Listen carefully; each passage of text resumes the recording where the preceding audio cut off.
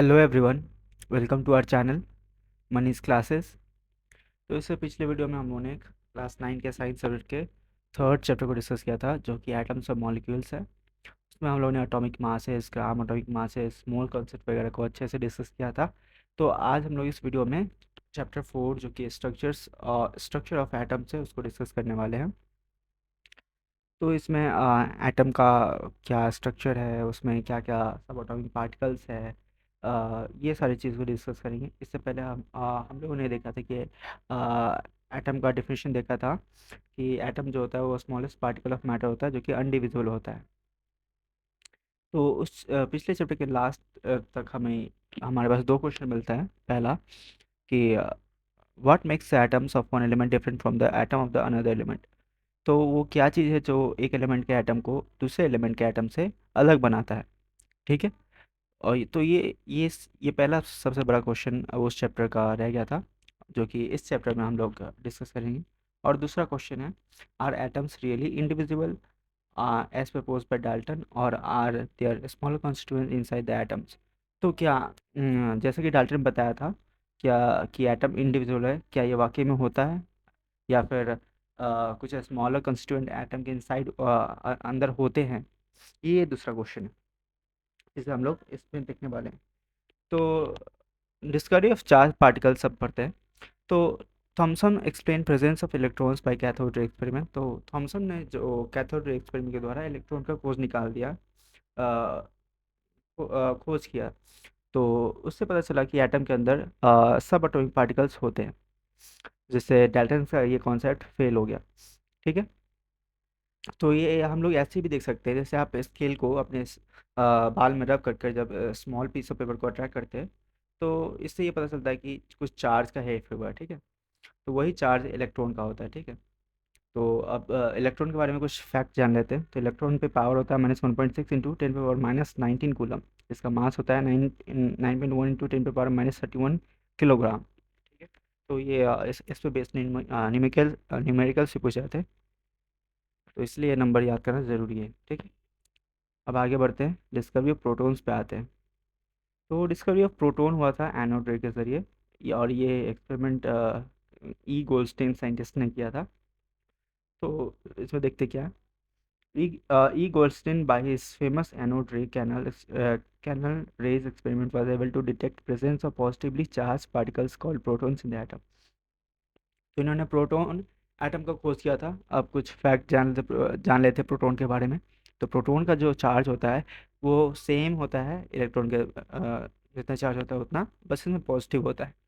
तो उसका चार्ज देख लेते हैं। 1.6 इंटू 10⁻−19 कूलम होता है। मास होता है 1.6 इंटू 3 इंटू 10⁻24 किलोग्राम। तो ये इलेक्ट्रॉन से बहुत ज़्यादा हेवी होता है। अब आते हैं डिस्कवरी ऑफ न्यूट्रॉन। तो न्यूट्रॉन का डिस्कवरी जेम्स चैडविक ने किया था, जे चैडविक। तो ये कैसे किया था देखते हैं।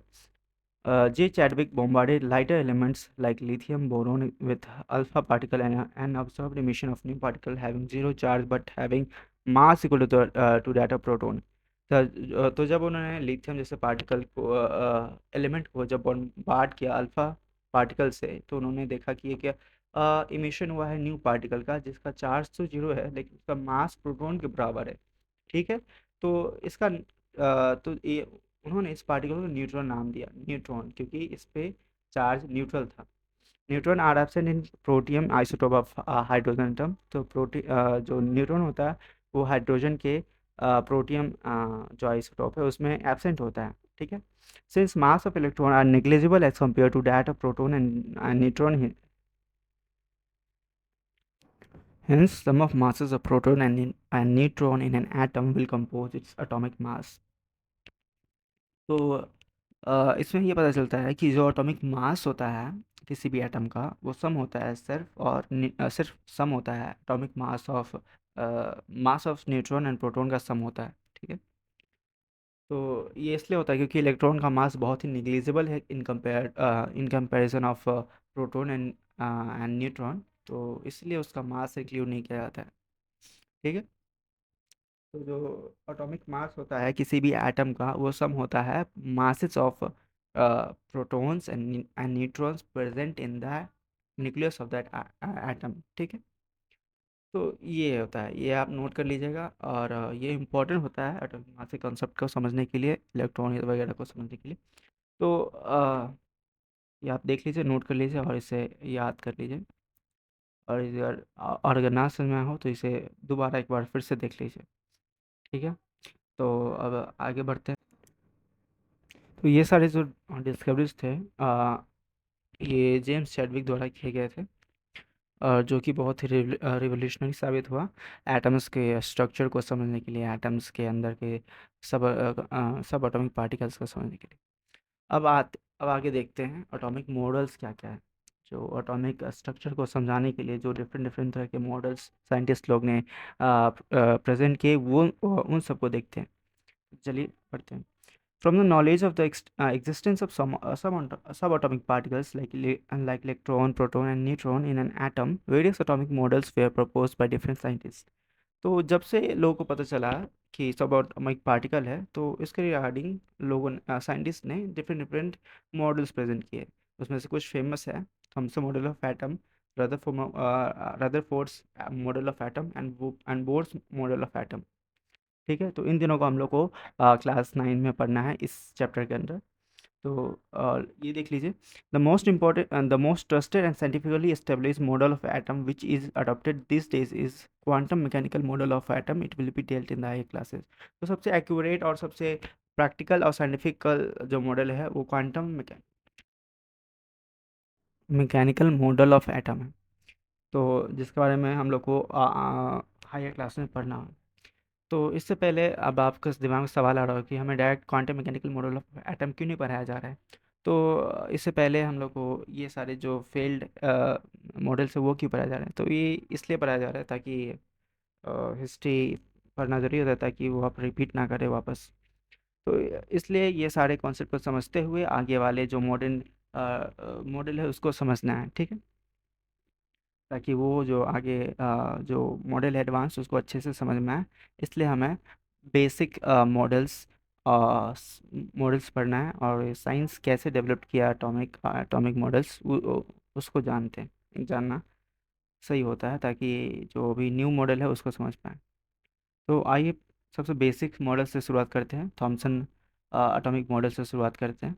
तो this model is often called the watermelon melon model.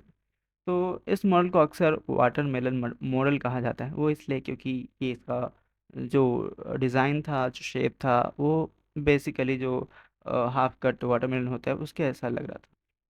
So Thomson, in this model, Thomson predicted the presence of electron inside positive sphere made of protons, just same as seeds of watermelon melon are embedded in the red edible part of watermelon. तो इसमें Thompson ने कहा कि जो electrons होता है वो atom के अंदर एम्बेडेड होता है, और उसका जो आउटर सरफेस होता है वो पॉजिटिवली स्फीयर होता है। ठीक उसी तरह जैसे कि एक तरबूज में जो काले काले भी होते हैं वो इलेक्ट्रॉन है, और जो आउटर पार्ट है वो स्फीयर है, वो पॉजिटिवली चार्ज है। तो ये मॉडल पहले उन्होंने दिया। Although this model explain neutrality of the atom but could not able to explain other scientific experiment conducted on atom, hence it was discarded. तो ये मॉडल जो था ये न्यूट्रलिटी ऑफ द एटम को एक्सप्लेन कर रहा था, लेकिन ये वेरियस अदर एस्पेक्ट को डिस्कस करने में फेल हो रहा था, इसलिए इसे डिस्कार्ड कर दिया गया। अब अगला जो मॉडल आया वो था रदरफोर्ड मॉडल। तो उसको देखते हैं। In this famous alpha ray scattering experiment, Rutherford bombarded alpha ray helium nucleus to He4 upon the thin gold foil, ठीक। तो रदरफोर्ड ने अल्फा रे पार्टिकल को बॉम्बार्ड किया गोल्ड गोल्ड फॉइल के ऊपर। तो उन्होंने क्या क्या ऑब्जर्वेशन किया उसको देखते हैं। ये एक्सपेरिमेंट बहुत ही रिवोल्यूशनरी था। इसके बाद हमारे सामने बहुत सारी चीज़ें एटम के बारे में खुल के सामने आई, उन सभी को देखेंगे। तो पहला ऑब्जर्वेशन उन्होंने ये किया कि most of the alpha particles pass through the gold file undeflected. तो मोस्ट ऑफ जो जो जो अल्फा पार्टिकल्स थे वो अनडिफ्लेक्टेड पास हो रहे थे ज़्यादातर, ठीक है। और दूसरा देखा कि some of the particles deflected by fall by small angles, कुछ जो रेज जो पार्टिकल्स थे वो स्मॉल एंगल से डिफ्लेक्ट हो रहे थे। और आउट ऑफ 1/1200, और 1200 में से हर एक पार्टिकल जो था वो 180 डिग्री के एंगल से वापस रिबाउंड हो रहा था। ठीक है, तो ये 3 ऑब्जर्वेशन उन्होंने किया था। इसके बेसिस पे क्या कंक्लूजन है वो हम लोग आगे देखते हैं, लेकिन ये 3 जो ऑब्जर्वेशन है इसको ध्यान से देख लीजिए। ठीक है, तो इसमें हुआ ये था कि गोल्ड फाइल के ऊपर रदरफोर्ड ने बॉम्बार्ड किया था अल्फा रे। ठीक है, तो उसके बाद ये सारा ऑब्जर्वेशन आया था। अब इसके कंक्लूजन को देखते हैं। तो atom consist of predominantly empty space as most of alpha particle pass through gold foil undeflected। तो चूंकि जो मोस्ट ऑफ द अल्फा रे था वो पास्ट हो जा रहा था अनडिफ्लेक्टेड, तो इससे ये पता चलता है कि एटम में मोस्टली एम्प्टी स्पेसेस है। ठीक है, atom contains centrally placed positively charged nucleus carrying positively charged particles because few alpha particles suffer deflected and very few 1 in 1200 bounce back। तो इससे ये पता चलता है कि जो पॉजिटिवली चार्ज्ड पार्टिकल्स है वो सेंटर में कहीं लाए करते हैं, कॉन्सेंट्रेटेड है सेंटर में, क्योंकि कुछ अल्फा पार्टिकल्स स्मॉल एंगल से रिफ्लेक्ट हुए और कुछ बहुत ही कम, करीब 1200 में से एक, 12,000 में से एक 180 डिग्री से रीबाउंड हो गए। ठीक है, अब तीसरा देखते हैं। Since a minute fraction of alpha particles suffer deflection and very few bounced back, this lead to the conclusion that most of the space on of an atom is empty and the space occupied by nucleus is negligible compared to the empty space। ठीक है, तो इससे ये पता चलता है कि atom का most of the part empty होता है और जो न्यूक्लियस होता है वो बहुत ही स्मॉल स्पेस ऑक्यूपाई करता है एटम के कंपैरिजन में। ठीक है, तो देखते हैं। Size of nucleus was about 10 to the power -5 times the size of an atom. तो ये एटम का जितना साइज होता है उससे 10 to the power -5 times smaller होता है न्यूक्लियस। ठीक है, तो आप ये समझ सकते हैं कि अगर आप एक क्रिकेट बॉल उठाएं तो तो और उसको न्यूक्लियस एज्यूम करें तो उसका जो क्रिकेट स्टेडियम होता है वो उसका एटम का बाउंड्री हो गया। ठीक है, तो इतना ये आप कंपैरिजन देख सकते हैं। लास्ट जो कंक्लूजन है वो देख लेते हैं आप। Whole whole of the atomic mass concentrated in the nucleus. तो जो एटॉमिक जो एटम का मास होता है वो मेनली न्यूक्लियस में कॉन्सेंट्रेटेड होता है। ठीक है, क्योंकि न्यूट्रॉन और प्रोटॉन दोनों सेंटर में ही होता है, इसलिए जो एटॉमिक मास होता है वो मेनली न्यूक्लियस में होता है। ठीक है, तो ये सारे आप देख सकते हैं, इसको नोट कर सकते हैं और आगे बढ़ते हैं। Features of Rutherford proposed model of atom. ठीक है, तो पहला फीचर से देखते हैं। There is positively placed nucleus in an atom, nearly all the mass resides in nucleus. ठीक है, तो उन्होंने बताया कि there is positively placed nucleus in the atom. Atom में एक पॉजिटिव न्यूक्लियस प्रेजेंट होता है और nearly all masses of atom nucleus में प्रेजेंट होता है, जो कि सही है क्योंकि प्रोटॉन और न्यूट्रॉन न्यूक्लियस में ही प्रेजेंट होता है। अब देखते हैं दूसरा। Electron revolves around the nucleus in well defined orbit.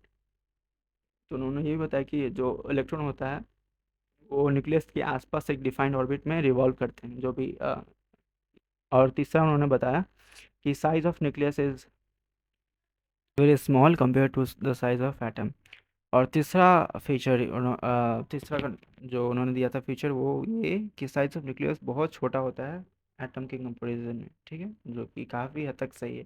तो ये सारे उनके फीचर्स हैं और क्या बोलते हैं, ये सारी चीज़ें उन्होंने सही सही प्रेडिक्ट किए थे एक एटम के बारे में। तो अब उनके ड्रॉबैक्स देख लेते हैं। Drawbacks of Rutherford model. ठीक है, तो पहला था अनस्टेबिलिटी।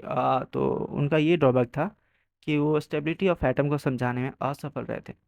देखते हैं। According to Rutherford electrons revolve round the nucleus in well defined orbit, but electrons being charge particles will lose their energy and finally will fall into the nucleus. तो उन्होंने कहा था कि इलेक्ट्रॉन जो होता है डिफाइंड ऑर्बिट में revolve करता है न्यूक्लियस के अराउंड। तो अगर ऐसा होता है तो क्योंकि वो चार्ज पार्टिकल तो रिवॉल्व करते थे, आज उनका एनर्जी लॉस होगा और वो न्यूक्लियस में कोलैप्स कर जाएंगे। ठीक है, this will make atom highly unstable, जो कि एटम को हाईली अनस्टेबल बनाता है। तो this was the major drawback of Rutherford which was unexplained by him. तो ये इनका बिगेस्ट ड्रॉबैक था जिनको रदरफोर्ड ने एक्सप्लेन नहीं कर पाए थे। To overcome drawback of Rutherford model, Neil Bohr in 1912 proposed modified model of structure of atom. ठीक, तो इसके बाद नील बोर ने इसका मॉडिफाइड वर्जन लाया था कुछ assumption करके। तो देखते हैं assumptions made by the Neil Bohr. Only certain special orbits known as discrete orbit of electron are allowed inside the atom. तो उन्होंने ये पहला assumption किया कि कुछ discrete orbit of electron he atom के इनसाइड अलाउड होते हैं। ठीक है, और दूसरा था while revolving in discrete orbit the electrons do not radiate energy। तो और उन ऑर्बिट्स के अंदर रिवॉल्व करने समय इलेक्ट्रॉन कोई भी एनर्जी रेडिएट नहीं करता है। ये उनका दूसरा assumption था। और तीसरा था एनर्जी इज एमिटेड और absorb by an atom only when electron moves from one orbit to another.